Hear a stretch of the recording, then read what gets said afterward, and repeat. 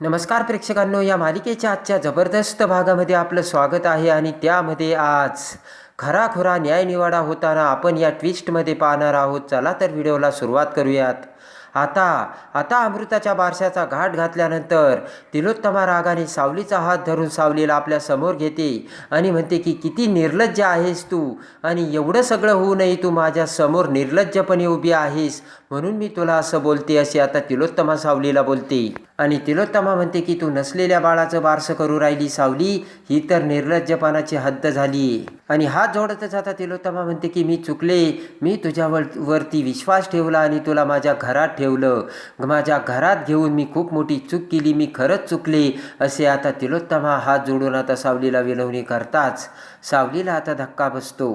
रागाने तिलोत्तमा आता सारंगकडे येत म्हणते की बघितलं ना सारंग, तुझाच हट्ट होता ना हिच्याशी लग्न करण्याचा, आणि आज हाच तुझा हट्ट सारंग आपल्या घराला कसा भावला, तुला बघितलं ना, असं आता तिलोत्तमा सारंगला बोलते. आणि तिलोत्तमा म्हणते की मला जी भीती वाटत होती ती एकदम बरोबर होती, आता कळतंय का तुम्हाला. आणि सावली समोर येत आता तिलोत्तमा म्हणते की हिच्यासारख्या बायकांनी माझं बालपण उद्ध्वस्त केलं, या रंगाच्या बायका आणि त्यांचं मन ही असंच असतं, असे आता तिलोत्तमा सावलीला बोलते. आणि आता तिलोत्तमा सावलीला म्हणते की मी तुला कधीच माफ करू शकत नाही, कारण तू अमृताच्या बाळाचा जीव घेतलाय. आणि तिलोत्तमा म्हणते की जेव्हा तू आमच्या घरात नव्हती तेव्हा आम्ही आनंदात होतो आणि आमच्या घरात हसरं खेळतं वातावरण होतं, आणि तू आल्यानंतर आम्ही सगळेजण एवढे दुःखात आहोत की तुझ्यामुळे अख्खं घर रडतंय, असे आता आरोप तिलोत्तमा सावलीला करते. आणि हात जोडतच आता तिलोत्तमा म्हणते की ये बाई, तू आमच्या घरातून निघून जा, कारण तुझी काळी सावली सुद्धा आता आमच्या घरावर नकोय, मी तुझ्या पुढे हात जोडते. ती ऐकून सावलीला सगळ्यात मोठा धक्का बसतो. आणि त्याच वेळेस आता चंद्रकांतराव म्हणतात की तिलोत्तमा, तू जास्त बोलतेस असं तुला नाही वाटत का. तिलोत्तमा म्हणते अजिबात नाही, मी जे अगोदर करायला पाहिजे होतं ना ते अगोदर केलं नाही, याचीच मला आता खंत वाटते. हे सगळं मी या अगोदरच करायला हवं होतं, असे तिलोत्तमा चंद्रकांतरावांना सांगते. आणि त्यानंतर आता तिलोत्तमा म्हणते की इतकी वर्ष मी गप्प बसले, पण माझं हसरं खेळतं घर हिने उद्ध्वस्त केलंय. तर ते ऐकून आता सावलीचा संयम सुटतो आणि सावली म्हणते की बस. आणि आता सावली म्हणते की खूप बोलल्या तुम्ही, आजपर्यंत मी तुमच्या सगळ्या गोष्टी सहन करत आली. आणि सावली म्हणते की बस, प्रत्येक गोष्टीची एक मर्यादा असते. आणि सावली म्हणते की फक्त माझ्या मनाला आणि विठुरायाला माहिती आहे की मीच खरी आहे. आणि लगेच आता सावली म्हणते की कायम मी जे काही केलं ते दुसऱ्याच्या भल्यासाठीच केलं. तर सारंग म्हणतो सावली, तेव्हा आता सावली म्हणते की बोलू द्या आज मला. आणि सावली म्हणते की आजपर्यंत मी शांत राहिले, पण आज मला बोलू द्या. आणि आता सावली म्हणते की बाकीच्याच जर तर सोडून द्या तिलोत्तमा मॅडम, मी फक्त अमृता वहिनीबद्दल बोलते. अमृता वहिनीच्या या सगळ्याला तुम्ही मला जबाबदार धरताना. तर तिलोत्तमा म्हणते की हो, पण तर सावली म्हणते की या अगोदर मी तुम्हाला 100 वेळा सांगितलं. आणि सावली म्हणते की वहिनी एकट्या बाहेर पडत होत्या, पण काळजीपोटी मला त्यांच्या सोबत जावं लागलं.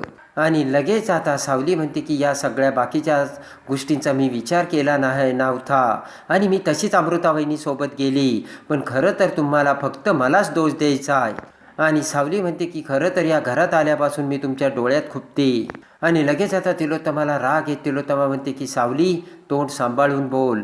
तर आता सावली म्हणते की नाही, आज मला बोलू द्यात. आणि सावली म्हणते की मला कळतंय बालपणात तुमच्या बाबतीत जे काही घडलं ते चुकीचंच होतं, पण त्यामुळे तुम्ही इतरांच्या बाबतीत सुद्धा इतरांना तसेच वागवणार का. आणि सावली म्हणते की त्या सगळ्याचा राग तुम्ही माझ्यावर का काढतात.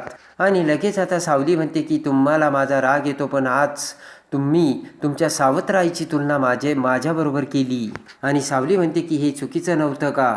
सावली म्हणते मला एवढंच वाटतं तुमच्यासोबत जे घडलं ते या जगात कुणाच बाबतीत घडू नये, आणि म्हणून तुम्ही प्रत्येक काळ्या सावलीला काळं मन असलेली सावली समजता का, असे आता सावली बोलते. सावली म्हणते की या घरासाठी मी काय केलं आणि मी किती चांगली आहे हे मला कधीच बोलून दाखवायचं नव्हतं. आणि सावली म्हणते की पण सारंग सरांना, या घराला, तुम्हाला मी माझं कुटुंब मानलं आणि तुम्हाला जीव लावलं. आणि सावली म्हणते अमृता वहिनीच्या बाबतीत जे काही झालंय त्यामुळे मलाही त्रास होतो, माझाही जीव गुटतोय. आणि सावली म्हणते की त्यांची काळजी घेण्यापेक्षा, त्यांना सांत्वन करण्यापेक्षा तुम्हाला फक्त मलाच दोष द्यायचा ना. सावली म्हणते की कारण माझं सौंदर्य तुमच्या सौंदर्याच्या व्याख्यात बसत नाही एवढंच ना. आणि लगेच आता सारंग पुढे येत आता सावलीला म्हणतो की सावली बस झाला, आता शांत राहा. तर आता सावली म्हणते की किती वेळ मला गप्प ठेवणार आहात. आणि सावली म्हणते की या घरासाठी मी काय केलं हे मला कधीच बोलून दाखवायचं नव्हतं. पण सावली म्हणते की जेव्हा माझी किंमत शून्य करून देतात ना तेव्हा मला जाणीव करून द्यावीच लागते. आणि लगेच आता सावली म्हणते की राजकुमार सर आणि अमृता वहिनीमध्ये बिघडलेलं नातं मी सुधारलं.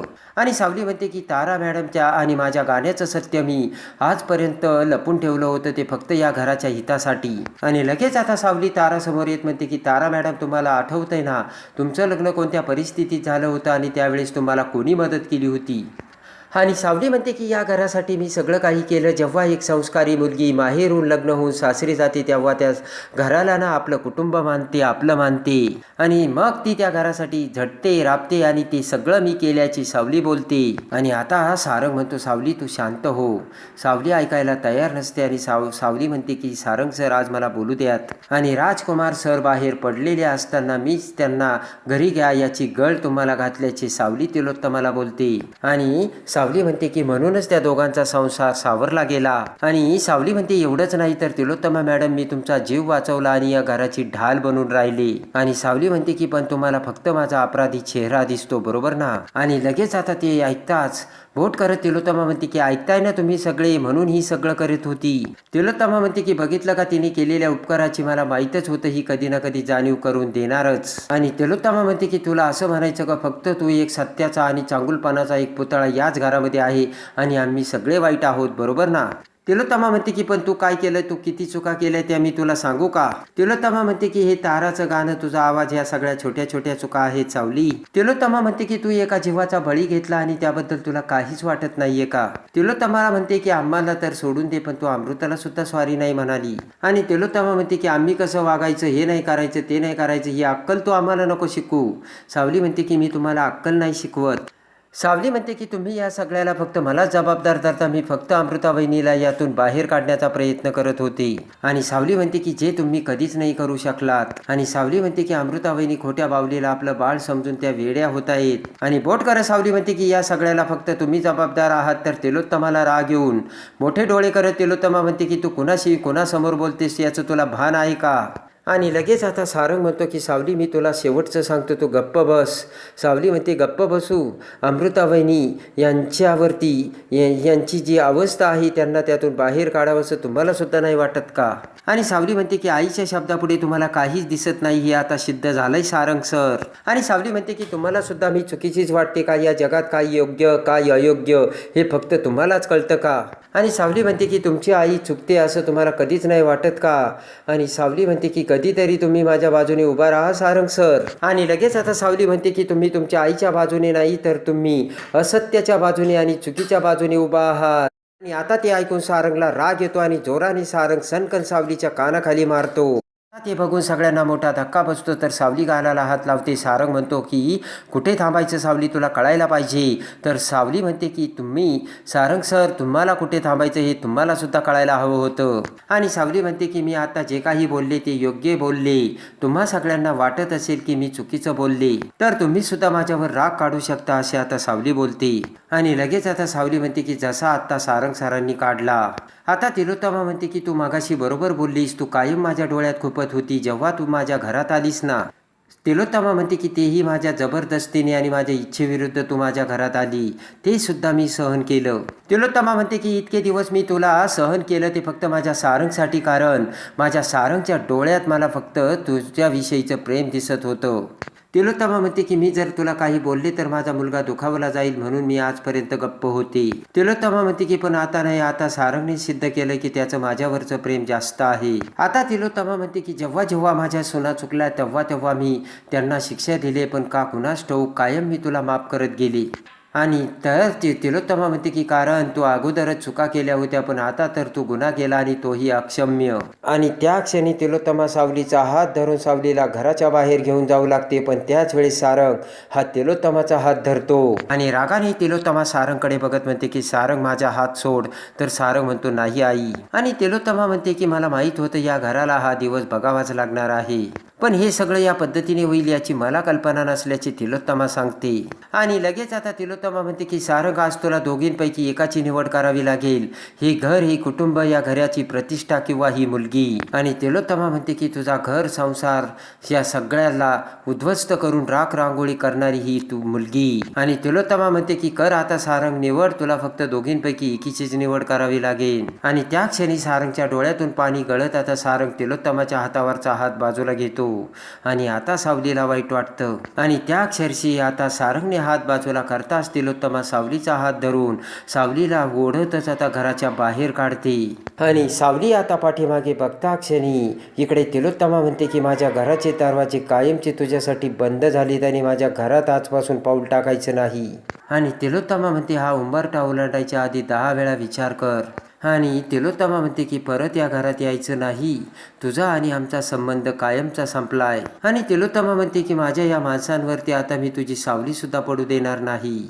आणि तिलोत्तमा म्हणते की बस झालं, केलं तेवढं पुरे झालं, आता आम्हाला सुखाने जगू दे आणि माझ्या घरातून जा. आणि लगेच आता डोळ्यात अश्रू आणत सावली म्हणते की ठीक आहे, आज मी मेंदळे घरांचा उंबरठा कायमचा ओलांडेन. आणि सावली म्हणते की पण लक्षात ठेवा, या घराचा उंबरठा मी तुमच्यामुळे ओलांडते. आणि सावली म्हणते की मला तुमच्यापासून आणि कुटुंबापासून तुम्ही वेगळं केलंय. आणि सावली म्हणते की आता ही सावली तुमच्या या घरातून कायमची चालली आणि कायमची जाते. आणि लगेच आता सावली म्हणते की आता मी या घरातून कायमची निघून जाते. आणि सगळ्यांच्या समोरून सावली तेथून निघून जाते. तर इकडे सारंगला आणि सगळ्यांना मोठा धक्का बसतो. सारंगकडे येत आता तिलोत्तमा म्हणते की सारंग, आपण नाही चुकलो, ती चुकली. आणि तिलोत्तमा म्हणते की तू स्वतःला त्रास करून घेऊ नको, तिचा आणि आपला संबंध संपला. आणि तिलोत्तमा म्हणते की जे व्हायला अगोदर पाहिजे होतं ते आत्ता झालंय, तेव्हा तू स्वतःला सावर सारंग. आणि लगेच आता राजकुमार म्हणतो सारंग, तू योग्य केलं की अयोग्य केलं हे मी आत्ता नाही सांगू शकत. आता राजकुमार म्हणतो की जी भाषा सावलीने आईबरोबर वापरली, ज्या स्वरात ती आईशी बोलली, राजकुमार म्हणतो त्या भाषेमध्ये किंवा त्या स्वरामध्ये तू कधीच आईशी बोलला नाहीस. राजकुमार म्हणतो आज सावली चुकली आणि आज तू जे काही केलं ते योग्य केलं सारंग. आणि लगेच आता रडतच सावली आता मेंदळ्यांच्या घराच्या समोरून जाऊ लागते. आणि ते व्हॅनवाले आता ते गुंड तिथेच आता सावलीला बघत त्यांच्या गाडीमध्ये असतात. तर लगेच राजकुमार आता त्या गुंडांना म्हणतो की सावली आत्ताच घराबाहेर पडली. तो गुंड म्हणतो हो आत्ताच आम्ही बघितली. आणि वळू का व्हॅन, एका व्हॅनमध्ये लगेच काम तमाम होईल. तर आता राजकुमार म्हणतो की तुझा भेजा काय गुडघ्यात गेलाय की काय. राजकुमार म्हणतो घराच्या बाहेर तू राडा करणार आहेस का, इथे जर पोलीस आले तर तू फासावर लटकशील, कळणार का तुला. राजकुमार म्हणतो की तिला लांब कुठेतरी घेऊन जाय आणि संपव, तिचं कुठेच काही सापडलं नाही पाहिजे. आणि तो गुंड म्हणतो की समजलं साहेब, आता या सावलीला डायरेक्ट देवाघरीच पाठवतो. आणि आता राजकुमार फोन ठेवत म्हणतो की हा तर फक्त डायलॉग मारतो, काम कर. आणि राजकुमार वर बघत म्हणतो की विठ्ठला. आणि राजकुमार हसतो. तर सावली रडतच मेंदळ्यांचे घर सोडते. आता सावली गेल्यानंतर दुसऱ्या दिवशी सारंग आणि सावली तिलोत्तमा आता टेबलवरती बसलेले असतात. तर त्याच वेळेस आता सारंग हा सावलीसाठी तिलोत्तमाला माफ करायला सांगतो. तर तिलोत्तमा म्हणते की सगळ्यांना एक न्याय आणि तुला वेगळा न्याय काय, तुझी सावली चुकली ना, मग तिच्यासाठी वेगळा न्याय काय. तर आता सारंग म्हणतो की कारण ती माझी सावली आहे, तुझ्या सारंगची सावली आहे. आणि ती ऐकताच आता तिलोत्तमाला धक्का बसतो. तर आता इकडे सावली ही आता रस्त्याने जात असते. तर माठीमागून आता राजकुमारने सांगताच ते गुंड आता त्यांच्या व्हॅनमधून सावलीचा पाठलाग करून येऊ लागतात. तर इकडे आता बबलूने जगन्नाथला फोन करून सावलीने घर सोडल्याचे सांगताच वाऱ्याच्या वेगाने रागाच्या रुद्रावताराने जगन्नाथ हा मेंदळ्यांच्या घरी येतो. तर आता जगन्नाथ इथे येताच आता तिलोत्तमा म्हणते की तुम्ही इथे का आलात आणि तुम्हाला कोणी बोलावलं. तो जगन्नाथ म्हणतो की माझ्या मुलीच्या घरी यायला मला कुणाला बोलवायची गरजच काय आहे. तिलोत्तमा म्हणते की तुमची मुलगी आता इथे राहत नाही, तिने हे घर कायमचं सोडलंय. तर जगन्नाथ म्हणतो माहिती आहे ना मला बबलूने सगळं सांगितलं आणि म्हणून तडक इथे निघून आलोय.